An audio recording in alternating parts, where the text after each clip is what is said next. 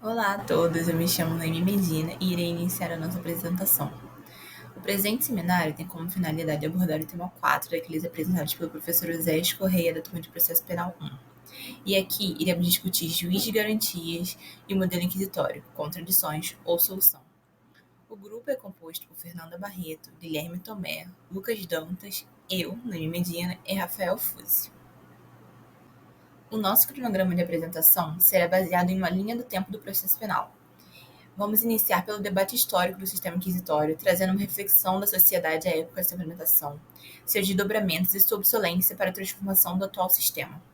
Depois, traremos o entendimento do sistema inquisitório atual, conforme sua limitação processual e as críticas ao modelo reducionista e ilusório do sistema misto, pelo professor Aurí Lopes, doutrinador que utilizamos como base no nosso trabalho. Seguindo, discutiremos a figura do juiz de garantia e o seu intrínseco papel na sociedade como garantidor da eficácia dos direitos constitucionais. Após isso, vamos apresentar a nossa percepção em forma de crítica sobre o juiz de garantia, saindo de uma análise mais expositiva para uma análise concreta de como o juiz de garantia exerce seu papel no sistema penal.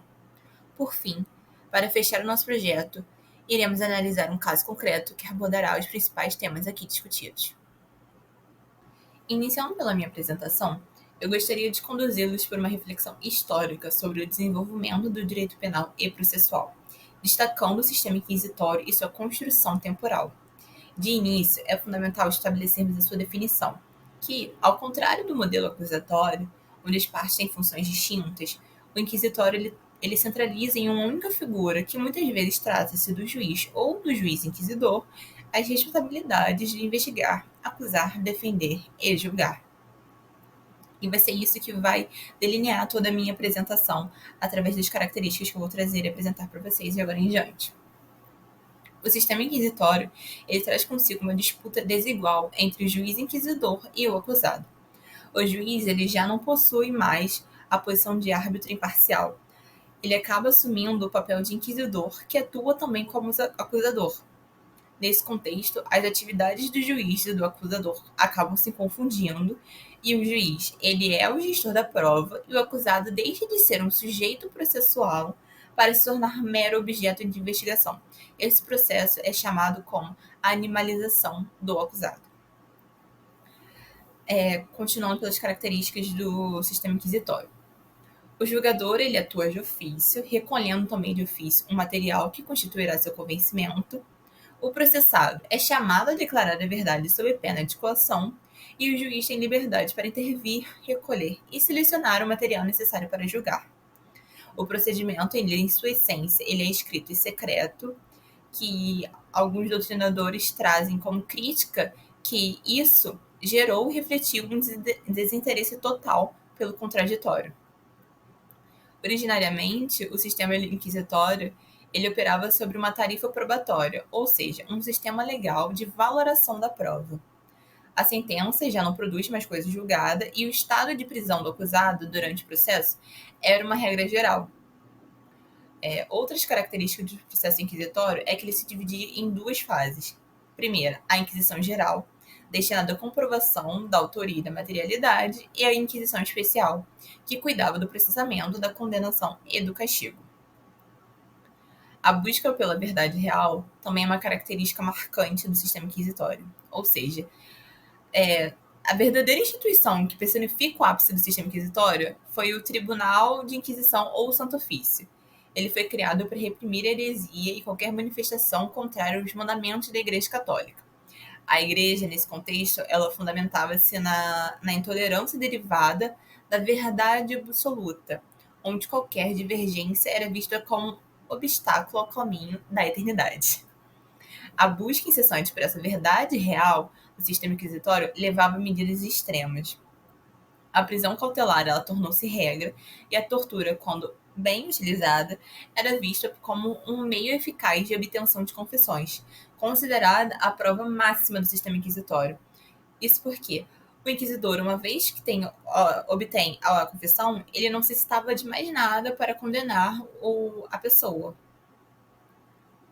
A inexistência da coisa julgada no sistema inquisitório, ela permitia a reabertura no caso mesmo após a absolvição, mantendo o acusado ao alcance da Inquisição praticamente durante a vida inteira. Cabe ao juiz inquisidor querer reabrir o caso.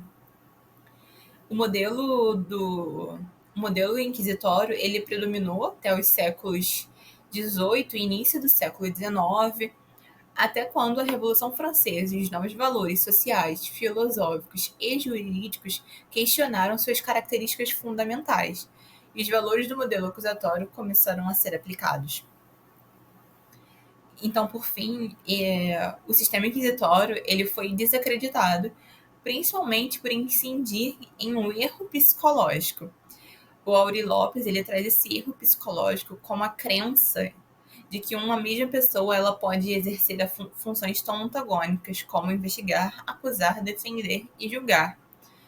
Essa transição do sistema misto e a construção de um modelo que respeitava a individualidade processual, as diretrizes de julgamento e a dignidade humana, como no acusatório, marcam o declínio do inquisitório para um novo capítulo da história do direito penal. E com isso eu encerro a minha fala e passo a minha palavra.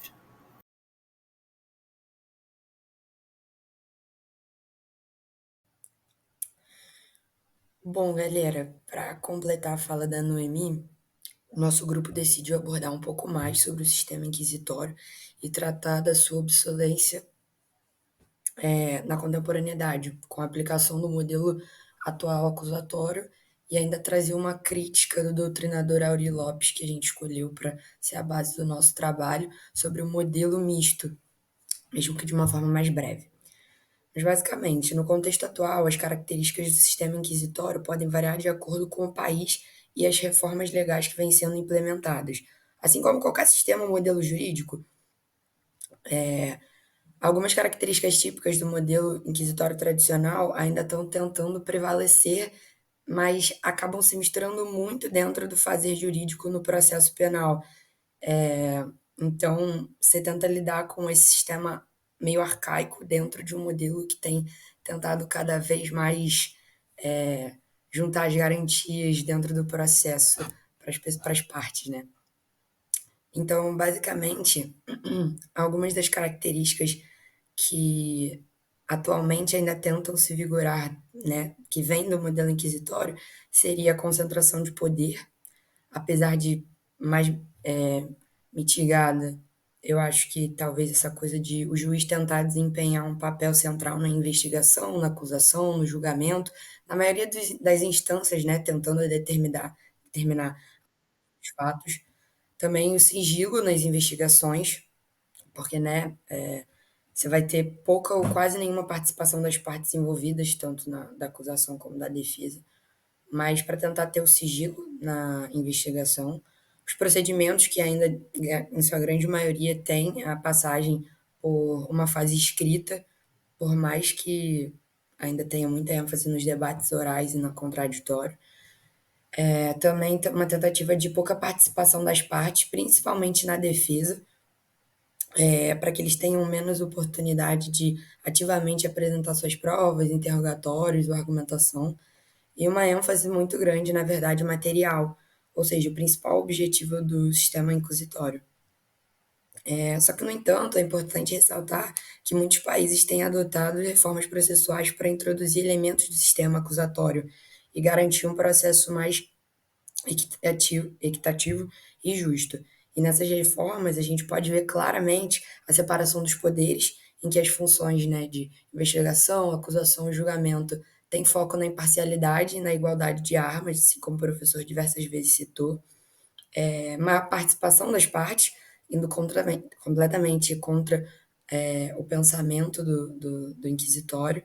Então, participação nas audiências, nos interrogatórios, na apresentação de provas, assim como as garantias processuais, a oralidade e a publicidade. Então, você vai ter uma presunção de inocência, o direito ao contraditório, o direito à ampla defesa, a maioria dos procedimentos públicos e orais, público obrigatoriamente, hoje em dia, principalmente no Brasil, mas orais também, né, com a defesa e com a acusação. Então, você tem essas mudanças por conta do atual sistema acusatório. Portanto, a gente consegue perceber que o sistema inquisitório atual pode variar significativamente de um país para o outro, dependendo das reformas legais e da evolução do sistema judicial criminal. Então, a tendência, né, que a gente tem visto pelo mundo é caminhar em uma direção em que que o sistema é mais acusatório e garantista, em conformidade com os princípios dos direitos humanos, né, e da democracia.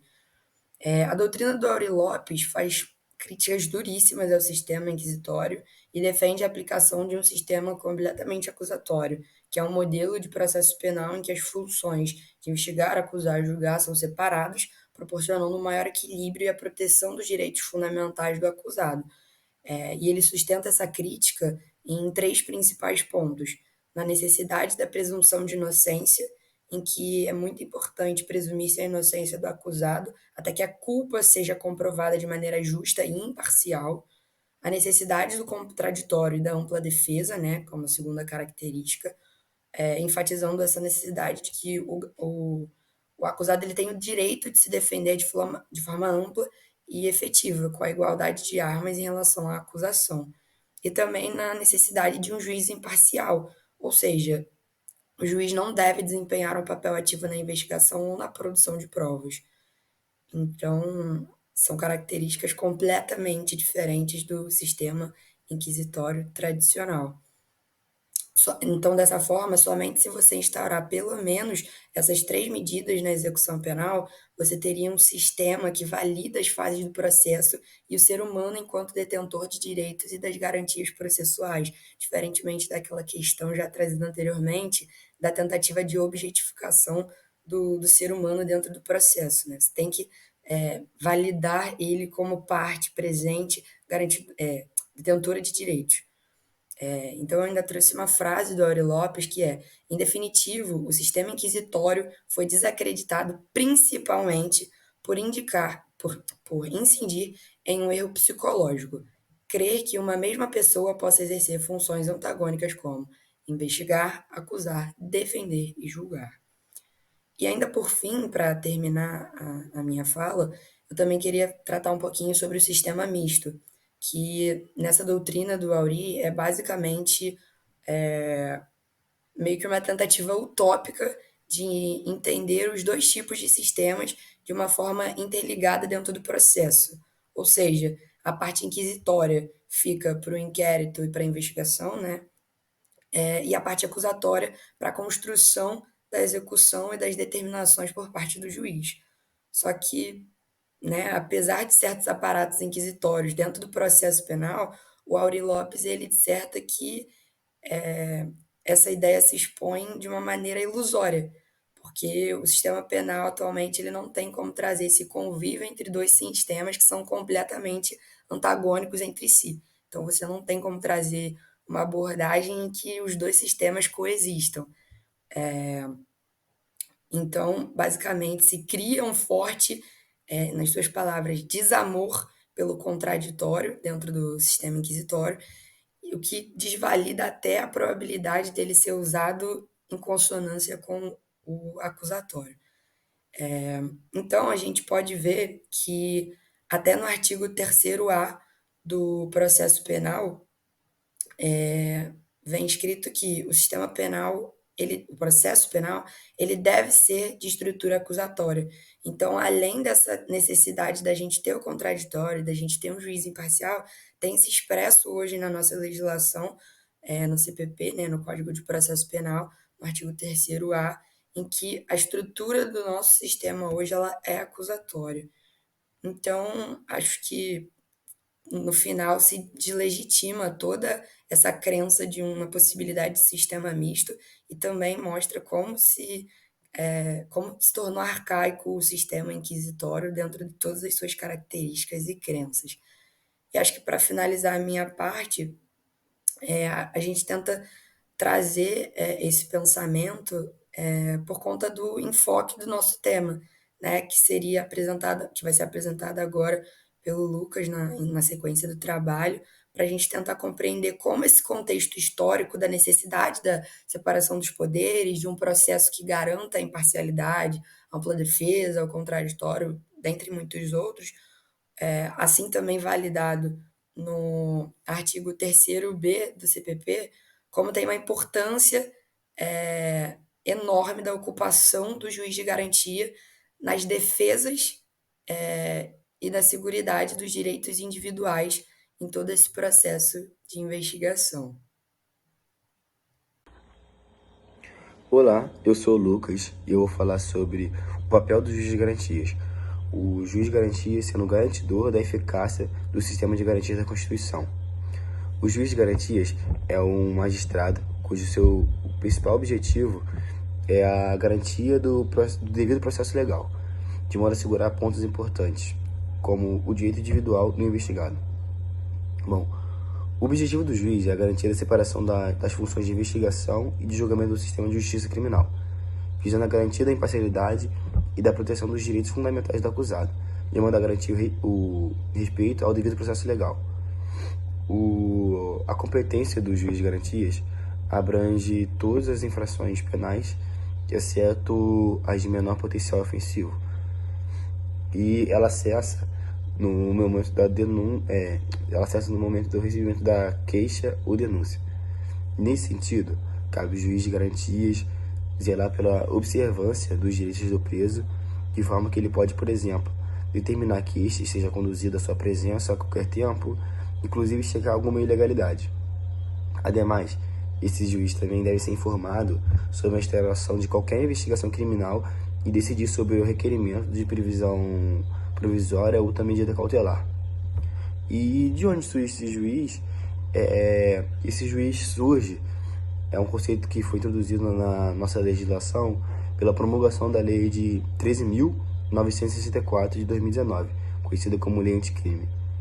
Antes da introdução do juiz de garantias, o mesmo juiz era responsável tanto pela fase de investigação quanto pela fase de julgamento dos processos criminais, o que levantava questões quanto à imparcialidade do juiz, que uma vez que ele conduzia as investigações e ele mesmo julgava, o que podia contaminar ou influenciar sua decisão pela própria evidência que ele coletou no momento de investigação. E com a implementação do juiz de garantias, o processo penal brasileiro passa a envolver dois juízes distintos em fases diferentes do processo, que seria o juiz de garantias, que é o juiz responsável pela supervisão da investigação criminal, incluindo a ordem de medidas cautelares, por exemplo, previsão preventiva, busca e apreensão, interceptação telefônica, e entre outras. O juiz de garantias não participa do julgamento do caso e, portanto, deve ser imparcial e não ter conhecimento prévio sobre o mérito da acusação. Já a segunda parte que se dividiu seria o juiz de instrução e julgamento, que após a conclusão da investigação, o processo é encaminhado para o segundo juiz, que é responsável por conduzir a instrução do processo e julgar o mérito da acusação, proferindo a sentença. E o juiz de garantias possui algumas funções, e uma dessas funções seria a separação das funções, que é o objetivo principal do juiz de garantia é separar a função de investigado e a função de investigação e a função de julgamento. Isso significa que o juiz de instrução não está envolvido na fase inicial da investigação, o que ajuda a garantir a imparcialidade do processo. O segundo é a preservação de direitos.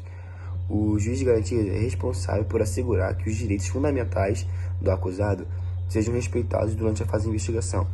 Isso inclui que não haja abuso policial, que o acusado seja informado de seus direitos e que não ocorram prisões arbitrárias. O terceiro seria o controle do processo. Enquanto o juiz de garantias cuida de questões relacionadas ao direito do acusado, o juiz, conhecido como o juiz de instrução, lida com o processo e lida com a fase de instrução do caso. E o juiz de garantias tomando decisões sobre obtenção de provas, prisão preventiva, entre outros. A quarta seria o contraditório e ampla defesa, é a função do sistema do juiz de garantias que reforça a importância do contraditório e da ampla defesa, permitindo que as partes envolvidas, incluindo a defesa, participem ativamente no processo desde seu início. Bom, a quinta função seria a transparência e a imparcialidade, que a introdução do juiz de garantias visa aumentar a transparência e a imparcialidade do sistema de justiça, justiça criminal, reduzindo a possibilidade de influência indevida sobre o juiz responsável pelo julgamento do caso. Sexta, a maior equidade, que é a presença do juiz de garantias, contribui para um processo mais equitativo, protegendo os direitos do acusado, garantindo que o Estado cumpra com sua obrigação de forma justa e imparcial. Bom, o sistema de juiz de garantia tem como objetivo aprimorar a proteção dos direitos do acusado e aumentar a imparcialidade no processo penal, e garantindo assim a observância do devido processo legal. A introdução do juiz de garantias no Brasil foi uma medida destinada a aprimorar o sistema de justiça criminal e garantir um julgamento mais justo e imparcial. No entanto, essa mudança gerou debate e controvérsias, uma vez que ela envolve alterações significativas nos procedimentos judiciais e no sistema de justiça criminal do país. Bom, mas eu encerro minha parte por aqui. Olá, eu sou Guilherme Valença e eu vou abordar aqui no nosso trabalho a parte da implementação dos garantias, que seria basicamente uma análise das críticas realizadas pelos juristas de todo o Brasil quanto ao modelo planejado e determinado pelo pacote anticrimes para a aplicação deste instituto. Então, eu vou principalmente me basear na decisão do Supremo Tribunal Federal, que teve agora em setembro de 2023, analisando as ADIs 6298, 6299, 6300 e 6305. E os principais questionamentos que serão abordados aqui vertem, são descritos em 3 tópicos. O primeiro é da constitucionalidade, o segundo seriam dos prazos, e o terceiro, e são 2 aspectos ali, seriam custos e logística, que são 2 aspectos que se unem em um único tópico, ok? Então, passando agora para a análise da constitucionalidade. Bom, diante da constitucionalidade, eu abordo aqui as principais controvérsias, na minha opinião, quanto às normas que foram incluídas pelo pacote anticrime e que essas controvérsias foram suscitadas, na decisão do Supremo Tribunal Federal. O primeiro artigo que foi controvertido seria esse artigo 3º-B, inciso 14, que fala sobre o poder dos garantias de receber, de decidir sobre o recebimento da denúncia ou da queixa, nos termos do artigo 399 do CPP. Bom, os juristas eles questionaram muito essa norma, dizendo que ela daria um poder a mais, um poder além do que deveria ser a competência do juiz das garantias, pois ele teria uma função, um papel ali que teria um pezinho na fase de instrução e julgamento, e não na fase de investigação. No mesmo sentido, fora questionado o artigo 3º-C caput, pois ele fala sobre quando a competência do juiz de garantias se cessa, se seria com o recebimento da denúncia ou da queixa, ou se seria com o oferecimento da denúncia ou da queixa. Bom, os juristas, no caso concreto, eles questionaram que deveria ser com o oferecimento. Porém, o artigo 3º-C fala sobre que ele seria cessado com o recebimento. Bom, isso mudaria na questão de quem decidiria sobre o recebimento da denúncia, por exemplo, seria o juiz das garantias, que já foi comentado, mas também sobre questões como, por exemplo, a absolvição sumária do investigado, ora réu. Então, seria talvez uma competência que não corresponderia com o papel, com a função do juiz das garantias. Já o artigo 3º-D, parágrafo único, fala sobre a questão do rodízio, que seria o sistema implementado naquelas comarcas em que não há muitos juízes e, por conta disso, um juiz de um local supre a necessidade do juiz de garantias de outro e passa a ser o juiz de garantias, enquanto o outro juiz de tal local continua sendo o juiz da instrução de julgamento. Já esse juiz, que agora não fez o papel que deveria ser feito antigamente no processo de investigação, na fase de investigação, vai fazer esse papel, vai exercer esse papel de juiz de garantias na comarca lá do juiz que irá substituí-lo em sua comarca. Então, faria esse sistema de rodízio para que não houvesse nenhuma inconformidade com a aplicação da lei.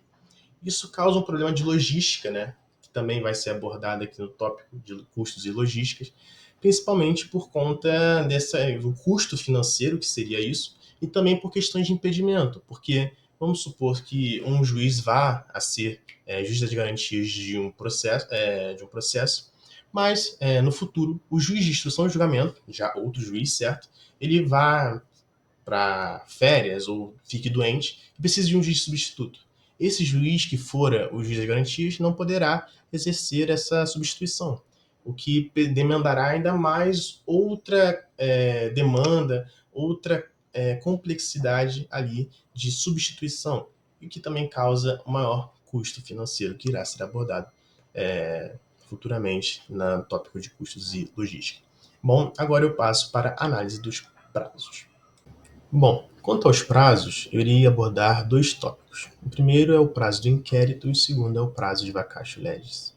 Quanto ao prazo do inquérito, há uma controvérsia suscitada principalmente ali pelos representantes das delegacias, pelo poder policial, quanto à possibilidade de prorrogação estipulada pelo pacote anticrimes, o seu parágrafo 2º no artigo 3º-B, que fala que a prorrogação em casos de prisão preventiva deverá ser única de 15 dias, ou seja, só pode ser feita uma vez no prazo de 15 dias. E visando ali a proteção do princípio da duração razoável do processo, da duração razoável também da investigação. Mas os policiais, os delegados, eles questionaram, confrontaram essa medida, dizendo que dificultaria, de certo modo, o trabalho a ser exercido na investigação.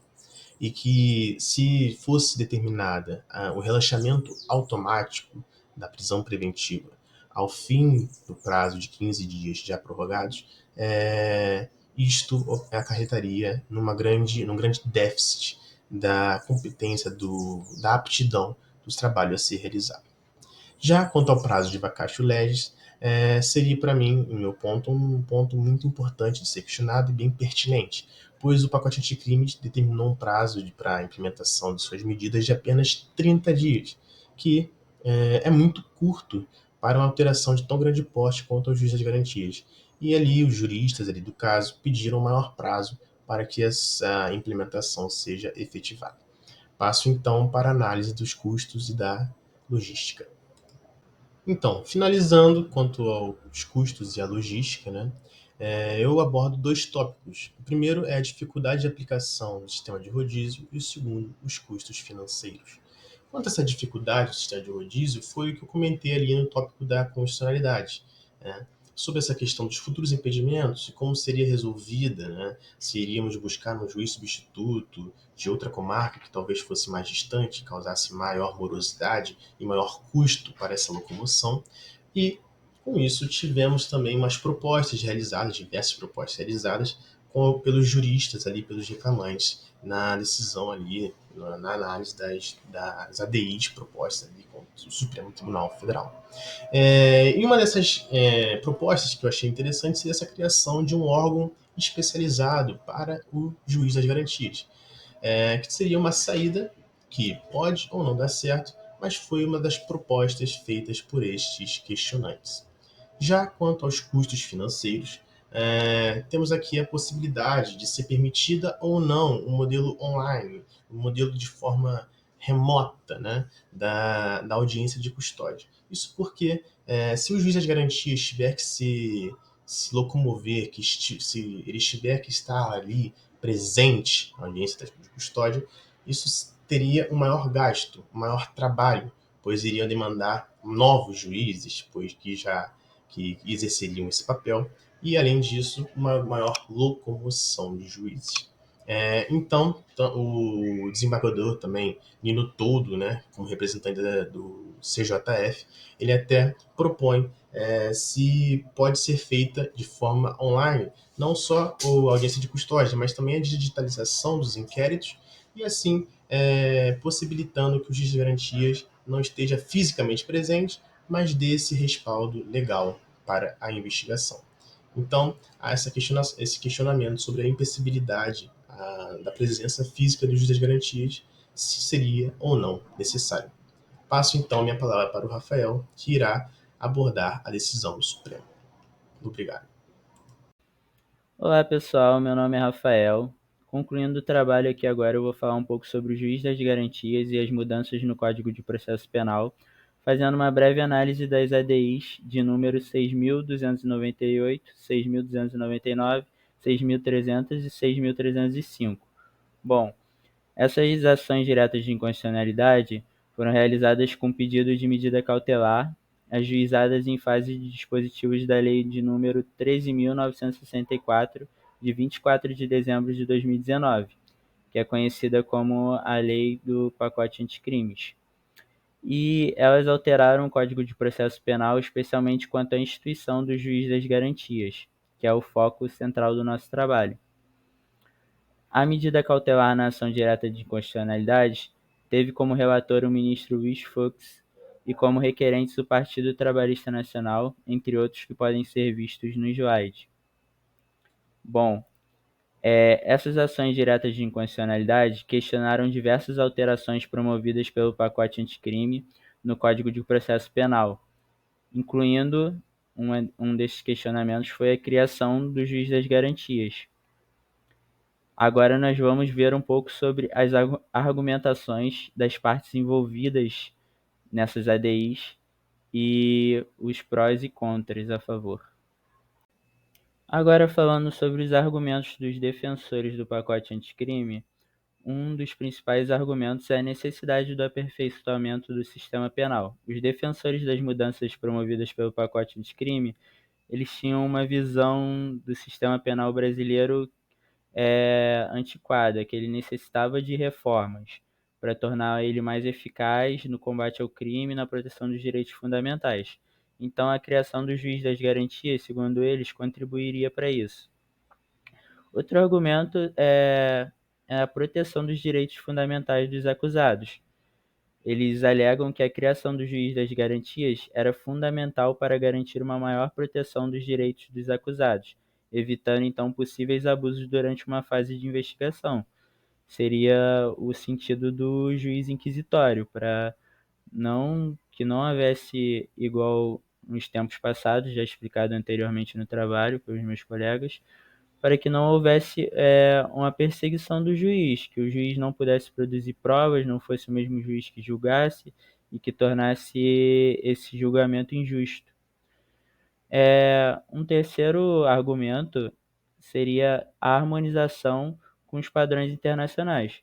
Os defensores das mudanças destacaram que a introdução do juiz das garantias está alinhada com os padrões internacionais de proteção dos direitos humanos e com as práticas adotadas em outros sistemas judiciais.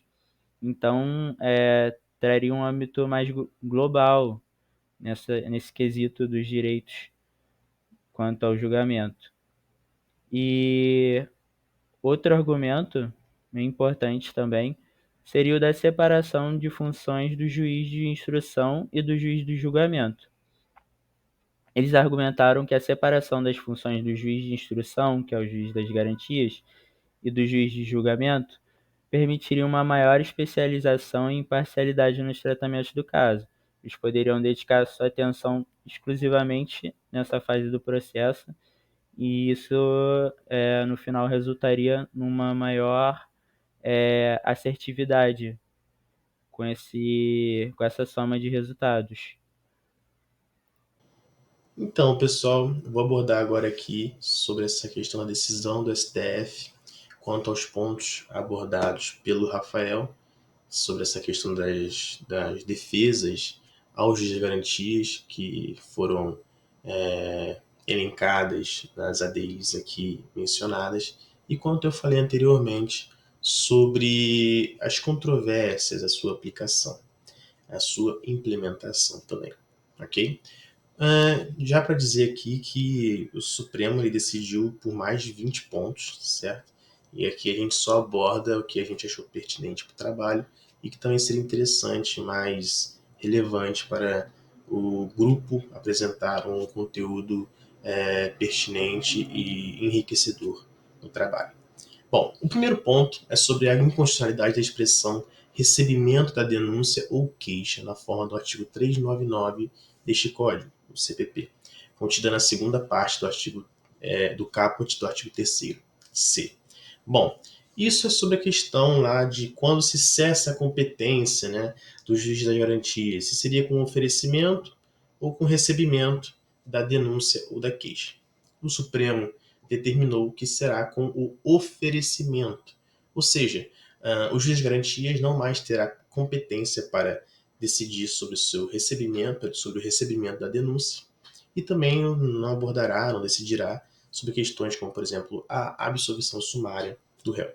Bom, já o segundo ponto é sobre atribuir interpretação conforme ao parágrafo 2º do artigo 3º-B do CPP, de que a inobservância do prazo previsto em lei não implica revogação automática da prisão preventiva. Isso é sobre o ponto que foi argumentado anteriormente quanto ao aos questionamentos, às reclamações dos delegados sobre uma possível revogação automática e relaxamento automático da prisão preventiva quando o investigado preso preventivamente, após o prazo de prorrogação de 15 dias, ele ficaria, então, se haveria ou não esse relaxamento da prisão. O Supremo decidiu e determinou que não, apenas o passar do prazo de 15 dias de prorrogação única, no caso de prisão preventiva, não implica nesse relaxamento, não seria o suficiente para isso, ok? E o último ponto que nós gostaríamos de abordar aqui é sobre o prazo de vacatio legis, né? Que é um prazo foi dado, né, anteriormente um prazo bem irrisório, né, de 30 dias, que é quase fora da realidade, né, pensar numa implementação do modelo de justiça de garantias em apenas 30 dias. Né.